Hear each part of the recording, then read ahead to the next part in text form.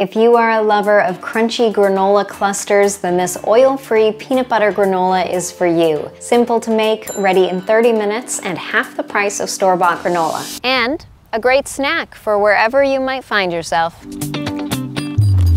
I always wonder if making something like granola at home is actually more cost-effective than just buying it from the store. And I can tell you that for me, it really is. This crunchy, flavorful granola cost me roughly 80 cents per 100 grams using ingredients already in my pantry versus an average of about $1.60 per 100 grams from the store. And here's how easy it is. In a large bowl, combine 1.5 cups oats, half a cup shredded coconut, half a cup sliced almonds, half a cup dried cranberries, 1/4 cup pumpkin seeds, 1 tablespoon chia seeds, and 1 teaspoon ground cinnamon. I like using a combination of large flake oats and quick oats for my granola, but you can use either one. And also keep in mind that you can really substitute any of these ingredients for something similar that you already have in your pantry. Gently warm 1/3 cup maple syrup with half a cup peanut butter, half a teaspoon salt, and half a teaspoon pure vanilla extract. Pour the combined wet ingredients over the dry ingredients and stir to fully coat. Warming these up isn't entirely necessary. It just makes it a little bit easier to coat the dry ingredients if your nut butter is a little firm. Line a baking sheet with parchment paper or a silicone mat and spread the granola mixture in a thin, even layer. Ensure all the granola is touching but is spread as thinly as you can. Bake the granola at 350 degrees Fahrenheit for 10 minutes. Remove it from the oven, give it a stir so that everything can brown evenly, and pat the mixture back down into a compact, thin layer. Bake for an additional 10 minutes and remove your golden and fragrant granola from the oven.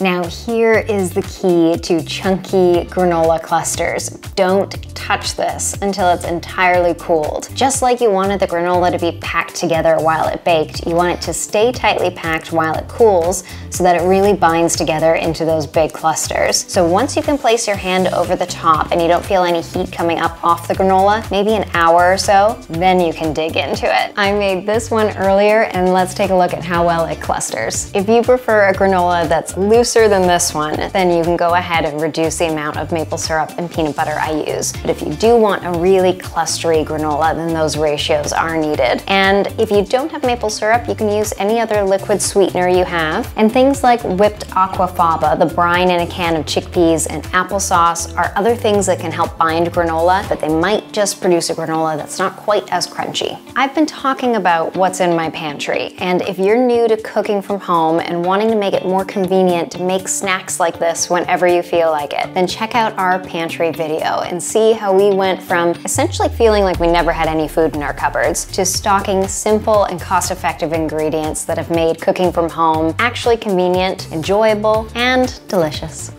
You can put peanut butter in anything, I like it. This recipe makes 550 grams of this chunky, oil-free peanut butter granola and costs us less than $4.50 Canadian. This recipe is linked below for you, and make our day by hitting that subscribe button and turning on those notifications, because up next we have one of our go-to lunch recipes that we've been making for years, a creamy chickpea smash sandwich that will fulfill all of your tuna salad sandwich, egg salad sandwich cravings. Yeah.